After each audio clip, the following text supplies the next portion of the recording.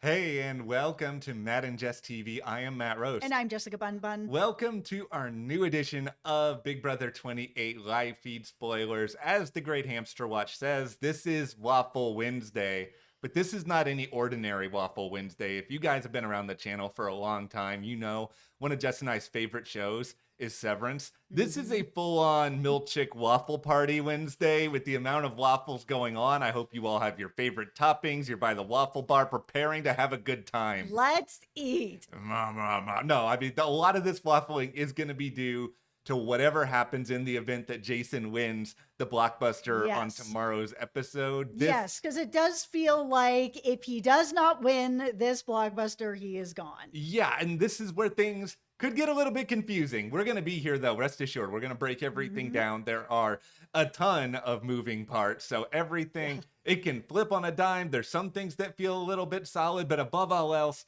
thank you, house guests on the block. You are all at least trying, including Lala. I salute you for that. Yes. All right, but before we go any further here, just thank you to everyone who has been subscribing to these videos. You know, we are really close to 300,000 subscribers here on YouTube. Yeah, like that is the appropriate reaction here. Listen, it's been a really wild journey for us. We've been in these YouTube streets a very long time, years. We hit 100,000 last December, I think, and then we hit 200,000 in like, I don't know, April, and now we're rounding 300,000. There's been so much growth at our channel in the past like year. We can't even believe that it's happening. Yeah, it's astounding. It's like, I'm just so grateful. You know, we have put in so many hours at this over the years, and it's just so exciting that all the reactions and the excitement is out there for the content as well. Just thank you guys so much. Yeah, we really appreciate that. And with all of that, let's get into the waffling and the vote scenarios here. Yeah. All right, so as Jess said, Jason, if he loses the blockbuster, he does not get to be a waffle. He gets to be toast because there's almost no chance he's going to stay around in the game. It's definitely happening. It really is. I mean, anything's possible, but this is really unlikely. Yeah, like there's some talk about what's going on with him, but it doesn't feel serious. Where things get serious and where they get really interesting is with Lala and with Mallory, because we have an ultimate sort of split house scenario going on right now. But let's just make this clear. Just because it looks like we could be getting around a tie vote, don't be surprised that the vote is still unanimous tomorrow, because a lot of people could be scared of that scenario, and I'll just jump on one side and then that's that. Absolutely. Listen, it is Wednesday, evening. There is still time between now and tomorrow for people to get scared when it actually comes time to cast that vote. It happens, and it happens a lot. I think we all just have to be prepared for what feels in my gut, and I don't like saying this, but it feels like the most likely scenario is that Mallory will be evicted over Lala. It's just, there are so many things that have to go right for Mallory to stay. And there's been a lot of movement on some of those things going right, but there's a couple of issues, snags that have sort of popped up throughout the day that start to let that little bit of doubt creep into your stomach. Yeah. All right, so we'll start with the good news, because we want to be a little bit positive here. We want to make people feel happy, right? Absolutely. Drew and Barrett, our guys. Drew, my guy. Barrett, not as much my guy, but he's fine. They want to keep Mallory. Yeah, they've talked about this again and again. If they have it their way, they will find a way to make this happen, because Mallory is a number they're trying to work with. They're trying to play this both sides game and be in the middle. Lala, they have no real allegiance to. And yes, they have allegiance to the tool shed, who want to keep Lala around. That's where things get tricky. But then at the same time, Dee has sort of been like, go ahead, you guys do whatever you need to do. Yeah, and of course they're sitting back thinking, this doesn't seem right. I mean, if we're all part of the same alliance, then why aren't you actually having this conversation with us and guiding us to be like, no, we all want to go this way. Being like, you do what you want to do. It's all good. I'd be like, oh, this person is breaking up with me. Okay, so here is where the numbers are right now with a lot of this, is that the tool shed feels very confident they've got a lot of the votes, and they do. They've got Dee, Devins, Angela. You can put Chuck in there. Camus HOH, he breaks it in the event of a tie. And then you have Haley, and that's a very good chunk, and you need 6 in order to make a certain measure of magic happen. And it has felt for a little while like Dee could be trying to set Drew and Barrett up with this whole, you go ahead and do all of this, because I feel like Dee has probably felt like, okay, we may have Jason's vote in this situation if Jason wins the blockbuster because he really likes Lala, and then we're going to have Taylor's vote because Taylor is really, really close with Lala. So technically, we don't need Drew and Barrett. They can do whatever they want, and then we can be like, haha, we have exposed you in your game. Yeah, I mean, that might end up being something that Dee wants on her resume, but for me, and I'm not playing this game, I feel like it's a bit early. If you can actually just secure these 2 votes to just get Mallory out, then why are you not doing that? You can deal with Drew and Barrett at another time. There's still so much game left. So this is where this gets really, really funny, because it's like, at first it's like, oh, Dee, you're setting them up. And then it becomes, oh, maybe Barrett and Drew are setting Dee up, because what seemed to sort of happen both last night and this morning, like, let's start with Jason. It does actually feel like Jason would get rid of Lala in this situation. And it has less to do with like a personal relationship than I think Jason's trying to think long game here and what has the most value for this group, this underdogs, this ragtag, not unified at all collection of people against the Schulte. And Mallory is somebody who can actually help there. She wins competition. She has won a competition already on that side of the house. So yes, you want to keep Mallory. Right now, the way for them to get any powers to actually win some stuff so that they can do something about this. Yeah, and it seemed at first like Taylor was fully on board with this as well. And so that it did seem like, okay, this underdog side, they're going to be able to pull this off. Like, they're actually going to be able to get rid of Lala on Kamu's head of household. And Kamu has been like, if Lala goes on my HOH was a failure. I did not get anything I want. I think everybody is very enticed about that idea of doing the laugh at Kamu, who was very, very proud of himself amidst this whole tea party and everybody gassing him up after the fact. Yeah. But there comes the problem, because it is Taylor. And I think where Taylor is conflicted on a lot of this, and she sort of have come to terms with this throughout the afternoon, is that she has a very personal relationship.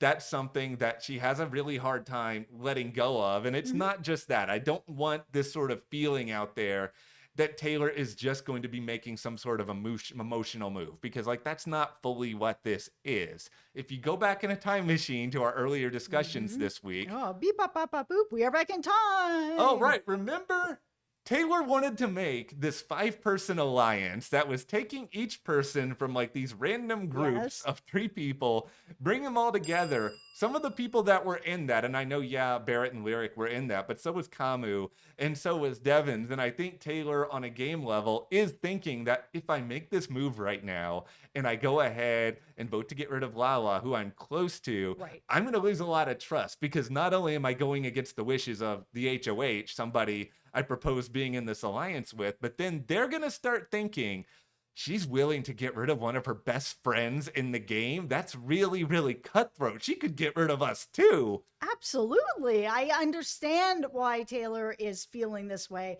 And some of this could come together with just some more conversations. And that way it's not so surprising by the time tomorrow night comes around that she would be able to make this move by having some more conversations to kind of smooth that out before it actually ends up happening, to really test the waters and see like, okay, are people really understanding me or not? What is the vibes? Okay, they are really getting me. All right, I'll make this move. Oh, they're starting to feel a little weird about it. Oh, cool. I'll pull the chute on it and I won't do it. And of course I'll keep Lala because we're close. This is the thing. There's not enough concrete conversations going on with pretty much everybody. And there is like a whole blame pie. Everybody can have a slice of this to some degree. Like Taylor can have a little bit of it because she's trying to put faith in this 5-person group. When this 5-person group, it's like a myth right now. It's like the Loch Ness Monster. It's like something people would really be excited to see. But then you pay all this money to go to Scotland and then you never see Nessie at all. It's just not. Yeah, you're not at Widow's Bay staying at the inn where things are actually happening to you. Not at all. No. 2 really good Apple shows referenced in the same video. But no, I think she is putting stock in something that's not really tangible at this point. Like, she deserves some blame for that. But I think also, I love Melody, but I have to throw a lot of blame on her, on Mallory, on Lyric, where it is just like these three have spent so much time talking to each other to the point where they were all targets early on because they were Yes. obviously really, really close. They haven't spent enough time nurturing a relationship with Taylor where we may be on the outside just yelling and being like, Taylor, make the move, get this done. But if Taylor gets rid of Lala, who she is close with, like, Yes. who's her real number one? Is it Jason at this point, even though Jason is unreliable and can kind of be all over the place and chaotic? It's a hard thing to sell to her. Absolutely. You don't want to get rid of people you are working with. It isn't in Taylor's best interest to get rid of Lala, someone who she is very close to. And she's not that close to a lot of other people. And that's why I'm saying, Taylor, you need to get in there and make those conversations because you and Lala are not going to the end together. It just feels like Lala's going to end up getting put up over and over and over again. And you're going to end up in this situation again. Like, you do need to have more conversations. And so does Lala. Yeah, like there needs to be an actual concentrated effort here. Like if you want to get Taylor on board like 100% with getting rid of Lala, like you actually need to sell this with information. You have to get a lot of people together in the same room. I mean, including the likes of, get at least 2 out of the 3 of the Melody, Lyric, and Mallory group. Get them in there, get Drew, get Barrett, get Yash, who is in an extremely interesting spot in the game right now. Like, we're going to get more in Yash, but actually make some promises. Like, come up with a real, I know this is corny, bear with me. Come with a real alliance now. Like, you have to have a name in Big Brother, as dumb as that is, to make people feel comfortable right now. It's true. Like, you need to do something to make her feel like this is legit. We can go really, really far together. Because, I mean, otherwise, yeah, I think Taylor is well aware of the fact that Mallory is better in competitions than Lala is. Like, I don't think Taylor is delusional to that fact, but I think the reality here still is you don't know what the upcoming competitions are going to be. Like, some of them could be cerebral. Like, there is still a chance Lala could win something. Anybody can in the world of Big Brother. And it's like, if Lala does ever get into power, she's 100% going to do something that Taylor wants. And Mallory, well, I don't think she's going to be going after Taylor anytime soon. There is a little bit more distance there. And that is the fault of this entire underdog group and their failure. Like, you know, I'll give Melody a little more grief. I appreciate all the effort she's put in the past 24 hours. But if she had spent, I don't know, 20% less time with Drew, who may or may not want to work with her full time, and put that into Taylor, it's like maybe we're in a slightly different situation right now. The problem is that the group of people that are working together all vibed with each other and wanted to work together. Yeah. This is why the underdogs are always in a harder position, because they're kind of the leftovers, the people that weren't vibing with the main group, and small groups vibing within the underdogs, but the whole underdogs are not vibing together. So to actually get together with people that you kind of like or don't really know is way harder than what has already been established by a group of people that are like, hey, we're all similar, we all want to work together, we're all having the vibes. These guys are in scramble mode.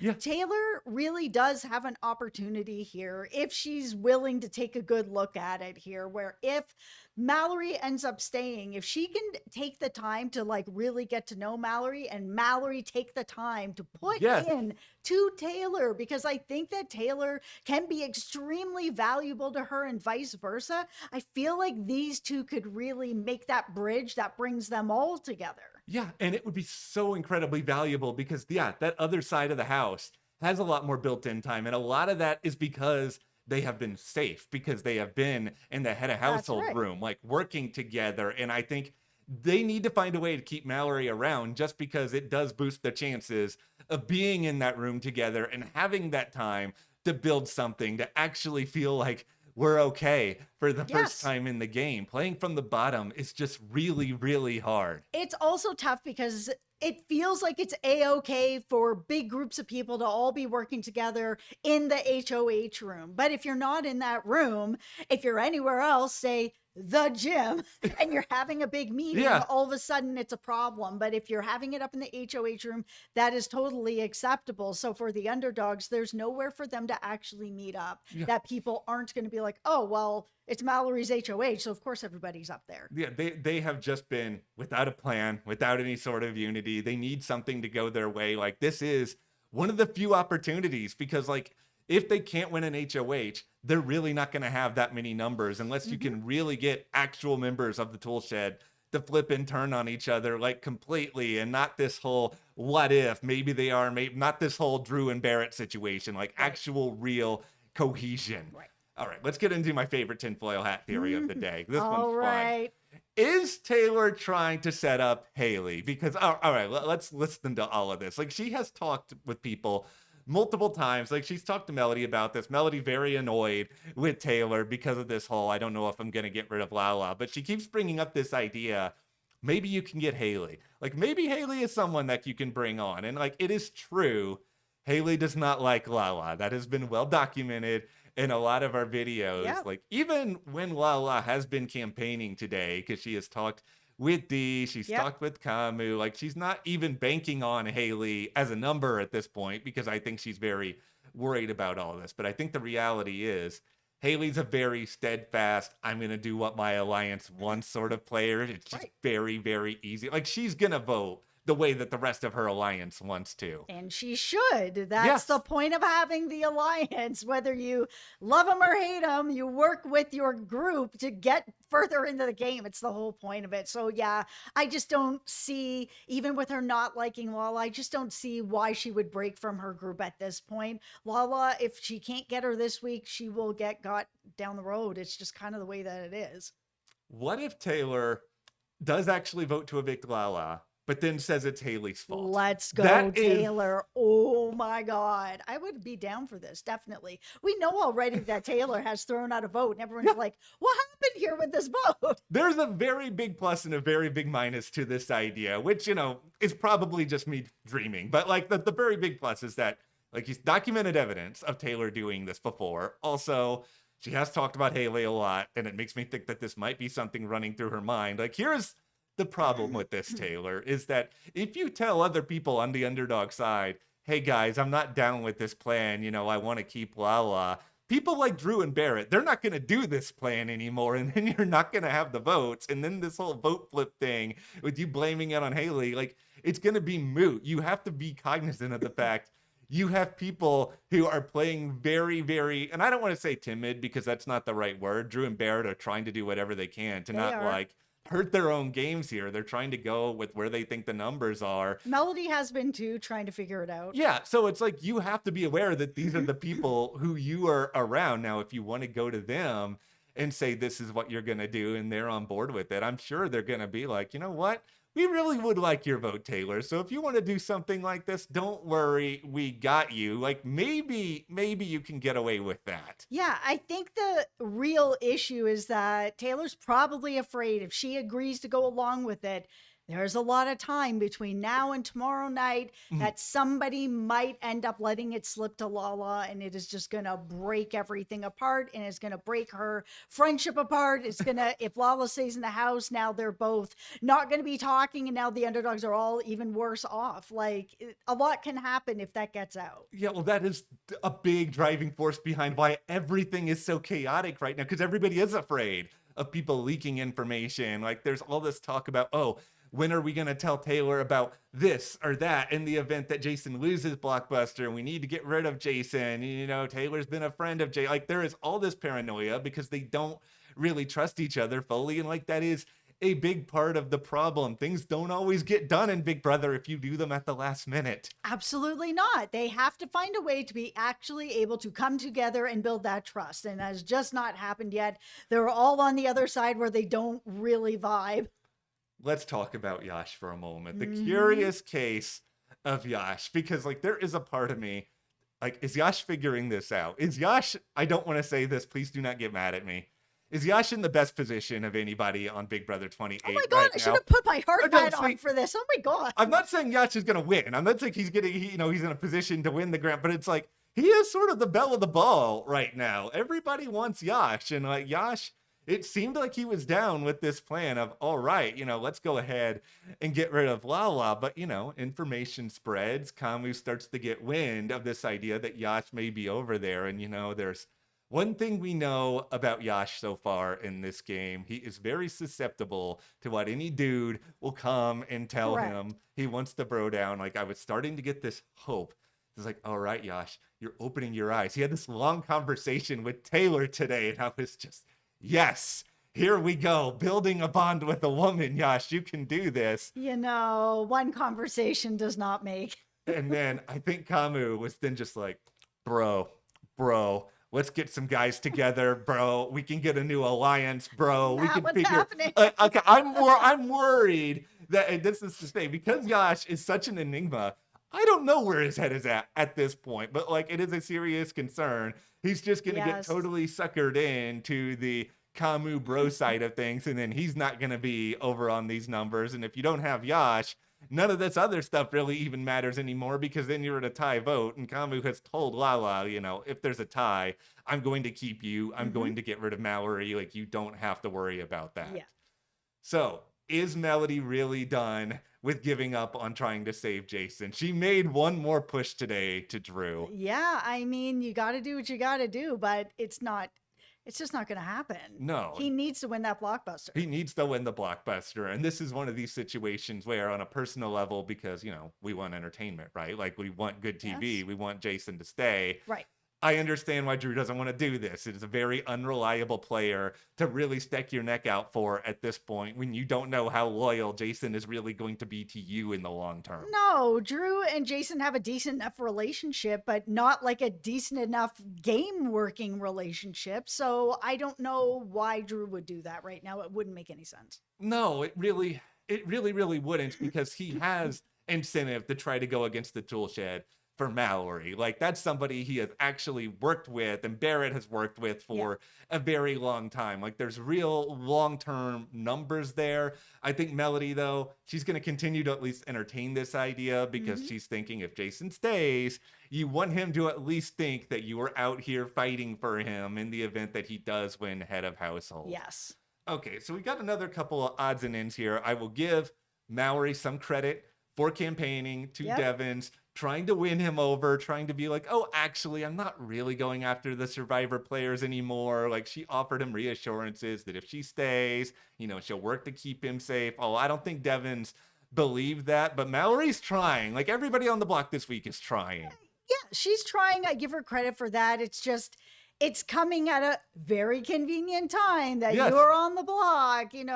Jason wins a lot of stuff, and yeah, you've won too, but if it's you and Lala, you're probably going. So I get that you're trying to smooth it out, but it's hard for the Survivor players to hear that, where it's like, okay, you feel that way now, but what happens tomorrow night when you're the HOH? Timing matters. Like, it really matters when you go and have these conversations, because I think Taylor's probably feeling the same way, that it's like, now Melody and Mallory and Lyric are coming to her and talking to her a lot because they need her. And it's probably a sentiment, okay, where were you guys a week ago? Where were you 5 days ago? And it's, what have you done for me lately? Like, that only works so much. And Taylor's a smart person, and I think she's well aware of that. We'll talk briefly about why, if nothing else, Drew and Barrett need to make it out of this week where a lot of people feel safe with them, or they actually need to really fight for a head of household, because Haley is already talking about, if she gets HOH, she's going to nominate Drew, and kind of under the pretense that he is a pawn. And we know how much people are already targeting Drew within that group. Like, he needs to find a way to get this Mallory plan to work, because he needs as good a chance as possible that does not happen. Yeah, like, I think Drew is a pretty good player, but the fact that he hasn't really caught on to enough of these signs as such a social guy as he is in this is kind of mind-boggling, that he isn't right now making the decision to kind of make that move. Because truly, if it all goes out like that and he's the pawn, he's not the pawn, he's going. Like, they're just getting him out of the game. All right, well, before we wrap this video up, we'll have a little bit of an HOH preview. The head of household competition, it's coming tomorrow. Like we just said, Drew and Barrett absolutely need to win this, but I think where some of this could get a little bit interesting is on the red corner side, I think there's a little bit of just like bubbling over questioning as to whether or not Chuck is going to go that hard in order to get it. And I think a lot of the people on that side of the house, like, they're obviously worried that this side has been in power for a very, very long time. Can they try to find a way to keep it going? I'm just going to put my own hard hat on because I think my fear is that Haley is going to be the next head of household because she seems like she's very, very competitive. Well, that's the thing. If Chuck doesn't really want it, Kamu's not going to go again. Devon's doesn't seem like he really wants it again right now. Dee, why would she want that right away, you know, this close? And Angela's not winning anything. So that really does just leave that Haley is the person who will likely, out of that group, end up being the next HOH. I am not including Barrett and Drew because they've been basically dumped out of this group and they just don't know it. Well, let's all just collectively hope that Jason wins the blockbuster tomorrow for two reasons. Number one, it saves us a very predictable eviction. Number two, it gives us a lot of drama. And we do want that messy eviction to happen where who knows right now exactly what will transpire. Yeah. That is where we are with our latest Big Brother 28 live feed spoilers. Like we said earlier, thank you so much to everyone subscribing, helping us get to that big 300,000 mark. We really appreciate that. And we'll see you next time.